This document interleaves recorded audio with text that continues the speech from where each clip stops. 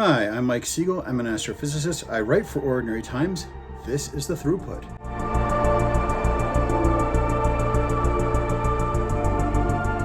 So we are back on our Andor watch. I started working on the editing last night, and I did not anticipate that this bad shoulder was going to be as much of an impediment as it is.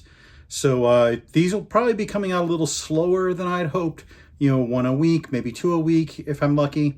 But we'll do what we can. Few stray thoughts on episode 1. One of the things I saw in the commentaries was that the TIE Avenger that Cassian flies may not be so much of a prototype as a test bed. It's very spacious, it's pressurized, it has sort of this huge suite of features that the Empire would never put on one ship. So maybe it's just to test these things out, and they're stealing it to feed the technology to future Rebel spaceships like the X-Wing and so forth. So that's a possibility, and would make a little bit more sense in this being a prototype, since we never saw a ship of this type in combat in the original series or in the extended lore. The other thing that was kind of appealing to me was I like it when the new content expands the Star Wars universe rather than shrinks it down. We got several new planets, several new environments. We got basically a farm planet in here with a labor shortage. We had, a jungle planet. We've had jungle planets before. I'm not sure what is going on this one. We had, the Gorman with a little bit of hint of what's going on there. I'm guessing we're going to see a lot more of Gorman later in the season. Anytime they expand the universe, that's a good thing. And so I'm glad that Andor is continuing to expand beyond Tatooine, Coruscant, Naboo, the kind of planets we've always seen. So let's get going. Episode 2, Andor.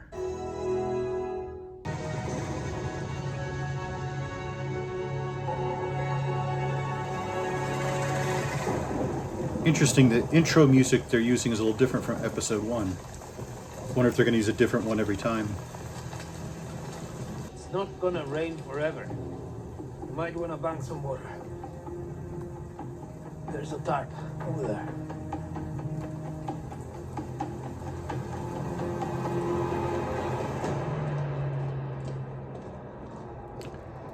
Beavis and Butthead rebels are so busy fighting themselves, they're going to starve to death.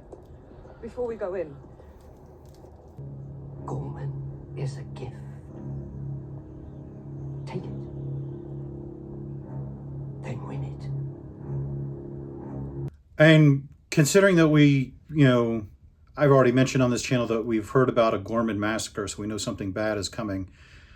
This actually is an opportunity for Dedra, because in authoritarian societies,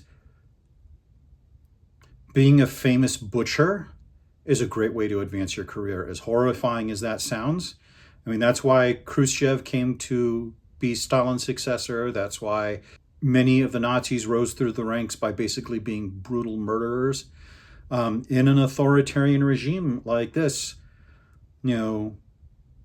she could be making her career with what they're planning to do to Gorman. So it is a very savvy point that's being made here. I need to be at the gallery. I can't help anyone from here. I need serious comms. I can't leave. You have to get a ride. I found one.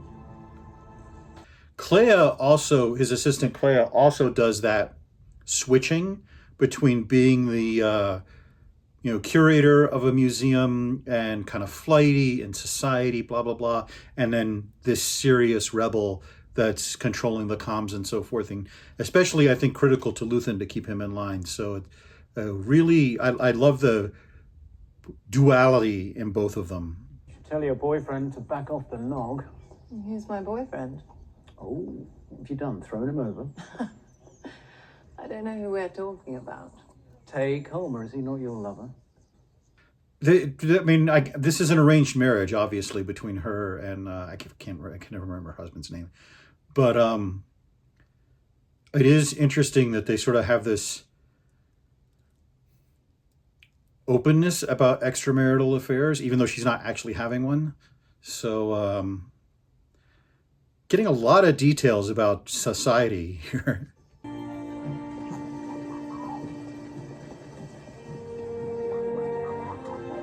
Mina Rao looks like a great place to convalesce after the trauma of season I'll load 1. in when I get back. You need a perimeter. I was just about to do that. That's a good idea.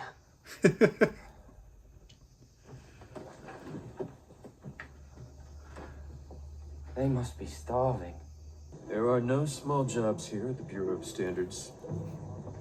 Oh, I Cyril. I wonder was how just it can be thinking true, but we hadn't seen not this that long dope ago, in a I was while. standing right where you are now. There's a future here for those who dare. He's always been so full of himself. It's going to be his downfall. I can try again tonight. Promise.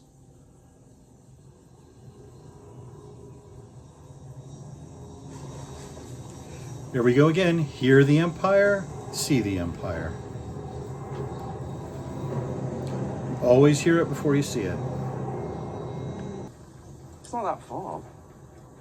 It's a beautiful ride over the fields. I'm only here for another couple of days. Maybe you'd like to join me. Ooh, I'm getting creep vibes off this guy. I'm not sure my husband would approve. And so is she. Sorry to hear that. Is he here? It was all private back then, of course. Signs up everywhere. Keep the poachers out. And there is a very Remember Middle the Earth sign? vibe. I mentioned this in the last video, a very Middle Earth vibe to Chandrila. That the architecture, the environment, Business, though, is it? the outfits. I've always wanted to. I see. Mother wasn't allowed. It'll be different I now. didn't say anything before, so I thought perhaps you wouldn't know. It has that feel. It's never going to be perfect. All good, really. Bad timing. I'm sorry. Well, there's work to be done. Yeah, I have to live to do it, though, don't I was wondering what had happened to Cinta. We last saw her still on Aldani, I think.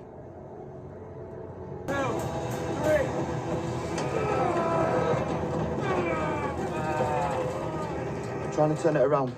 The gun. It looks like the TIE Avenger is a practical effect, and I really... One of the reasons I love practical effects is stuff like this. It makes it look like it's part of... Like it's an actual TIE fighter in a jungle, and not a CGI that they're playing with a green screen on. And they can do stuff like this, like attach ropes to it and try to move it. Practical effects are always so good because they give the actor something to do and react to. At the front. I don't think we've ever seen her with her hair down, have we?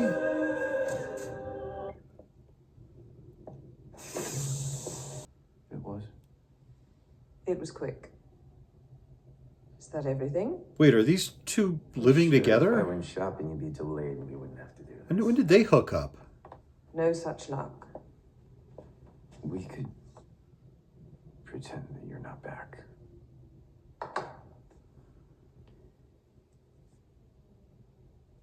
We can't cancel again. I mean, they met in the last series, but I didn't get that romantic vibe off them. I'm sorry, I feel terrible. I really had no idea. You know, the irony is, it's the rebellion that hurt me most. Rebel activity soured my investments. You can see how I might feel undervalued.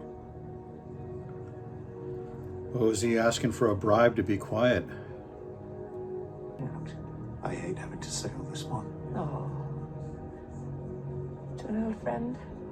After all you've done for me, please. Oh, let's celebrate. Indeed.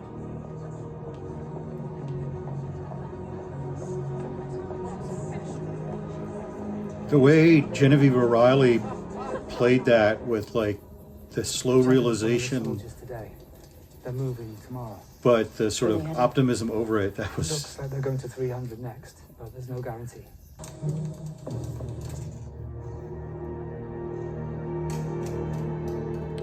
I'm sure there's like a million Easter eggs in Luthen's shop. I don't know things well enough. Some of them look familiar, but I don't know the lore well enough. He can't. It's Perrin is about to speak. I have to go. Wait. You can't leave this be. You must know that. I will set a meeting on Coruscant with Tay next week. We will find a number. Luthen knows he's not going to take any chances on his most valuable asset.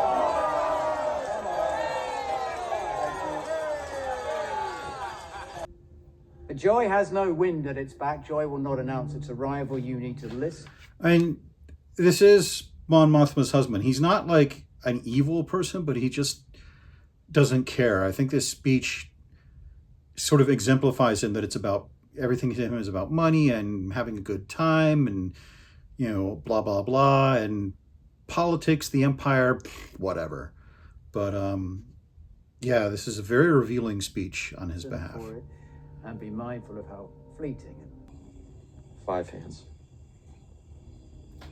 Roski rules. So what's his challenge? Everybody hear that? Roski rules. What does that mean? Total submission. Pick your second. Round. Step up. Peso.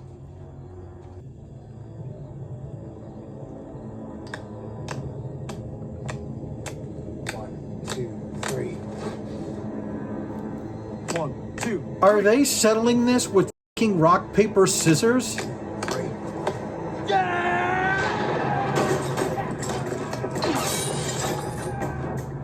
Let your weapon fall. Are you kidding me? 1, 2, 3.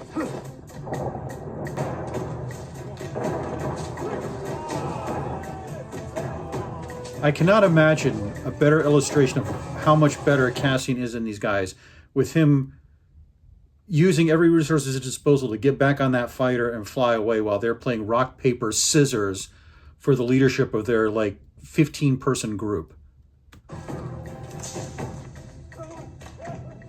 What was that? I keep thinking it's thunder.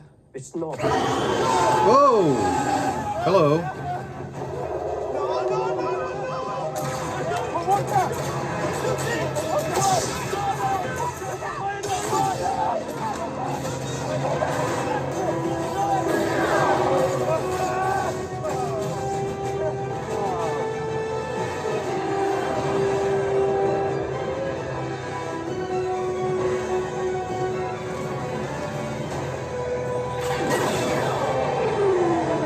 Getting better at flying it, I'll say that.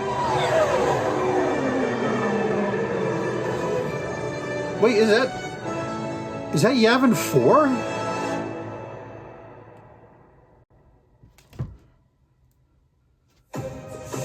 That was Yavin. We were on Yavin the whole bloody time? Okay. Yeah, I mean, not a lot happened in that episode. It's again, I think, doing this 3-arc thing where we're setting up episode 3 with whatever's going to come down there. We clearly have something going on with Deirdre and Cyril. I don't know that that's going to get paid off right away. That probably is setting up something later in the season. I'm still like kind of shocked that they got together, but whatever. It has been a year. Stranger things have happened in a year. And clearly we're building towards something, a very big confrontation at this wedding with Tay kind of subtly threatening Mon and Luthen determined to defend her. That something's going to come to a head there. And this audit on Monterey is clearly going to come to a head. So we have at least 2 plot threads that are going to come together in episode 3 to pay off. This one actually it wasn't bad or anything. It was pretty good. I found a lot of it fascinating. I have to see episode 3 to really have an opinion on it, though, because it is very much a linking episode to set that up. On its own, it'd be a 7 or an 8 or something like that. But once the full arc becomes clear, I might have a slightly higher opinion of it. The thing that didn't work for me very well was the Beavis and Butthead Rebels. It just seemed like that was kind of burning a little bit of time. And I don't know if any of you watch pitch meetings that Ryan George does on YouTube. They're very funny. One of the things he'll say is, occasionally the producer will ask the writer, well, why does he do that? And he's like, well, so that the movie can happen, so that this plot development can happen. And it really seems like the Maya Pei Brigade stuff was just to delay Cassian till arriving at Monterey in episode 3. I mean, there is a point being made about how disorganized the rebels are and how they really need leadership, overall leadership, not just a bunch of little groups fighting amongst themselves and trying to fight the Empire, not really clear on their agenda and being really incompetent. And I'm not sure what the connection is to having this happen on Yavin 4 to any of that. But yeah, that part, the Beavis and Butthead rebels didn't click for me quite. So it wasn't bad, as I said. I'd still give it a 7 or 8, but probably the weakest episode we've seen in a little bit. But again, once episode 3 comes out and I see how all this fits together, my opinion might go up. So I'll let you know once I've watched episode 3 if that retroactively makes episode 2 a little better. But yeah, still very intrigued on where this is going. Very much looking forward to episode 3 to see how this all comes together. There are at least 2 or 3 plot threads I really am going to be becoming invested in. So yeah, I mean, this is why I like this show, because it rewards you for patience. It's not going to give you a big payoff and big explosions every episode. It's setting things up, building things up so that they come together and everything makes sense and all the characters are developed and all the situations are clear. And I think that's what's going on here. So episode 3, not going to do it tonight. It's going to getting it a little bit late again. And I can only sit so long with my shoulder here. But yeah, we'll see where this goes. Subscribe to the channel, click the button, like, buy my book, see me on Instagram and so forth. I hate doing that stuff and I so often forget to do it. But I'll tell you something I've learned about YouTube. Reminding people to subscribe and like and buy your merch and all that sort of thing, it works. You can actually see it in the numbers on the screen that does increase your subscriptions and likes and so forth. And that is the best way you can support a channel, to subscribe and to like. That's what makes the algorithm bump us up so that people who aren't subscribed can see it. So if you're liking this content, if you like my channel, like, subscribe, buy the book, all that stuff. Blah, blah, blah. Anyway, so until we talk again, preferably in a couple of days, I'm Mike Siegel. I write for Ordinary Times. Thank you for watching.